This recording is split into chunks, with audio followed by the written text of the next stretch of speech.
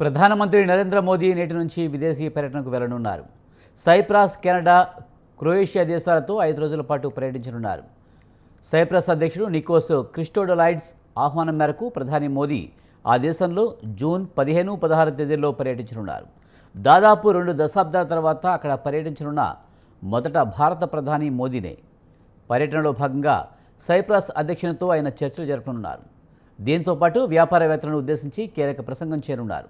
ఇరు దేశాల మధ్య ద్వైపాక్షిక సంబంధాలు మరింత పెంచుకోవడం, మధ్యధరా ప్రాంతంలో భారత్ సంబంధాల బలోపేతం, యూరోపియన్ యూనియన్లతో సంబంధాలను మరింత పటిష్టం చేసే విధంగా ఇరు దేశాల మధ్య ఒప్పందాలు జరగనున్నాయి.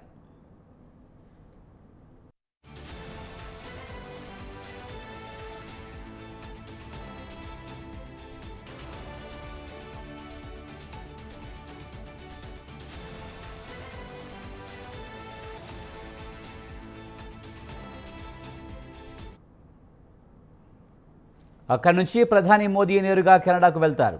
ఆ దేశ ప్రధాని మార్క్ కార్నీ ఆహ్వానం మేరకు జూన్ 16, 17న కననాస్కిన్లో జరగనున్న G7 సదస్సుకు హాజరు కానున్నారు. ఈ సదస్సులో ప్రధాని మోదీ పాల్గొనడం వరుసగా 6వసారి. ఇందులో భాగంగా G7 దేశాధినేతలతో సమావేశం కానున్నారు.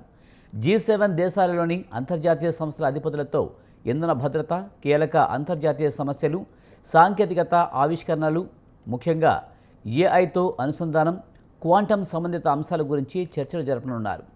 తిరుగు ప్రయాణంలో భాగంగా జూన్ 18న మోదీ ఐరోపాలోని క్రొయేషియాకు వెళ్లనున్నారు. ఆ దేశంలో భారత ప్రధాని పర్యటించడం ఇదే తొలిసారి.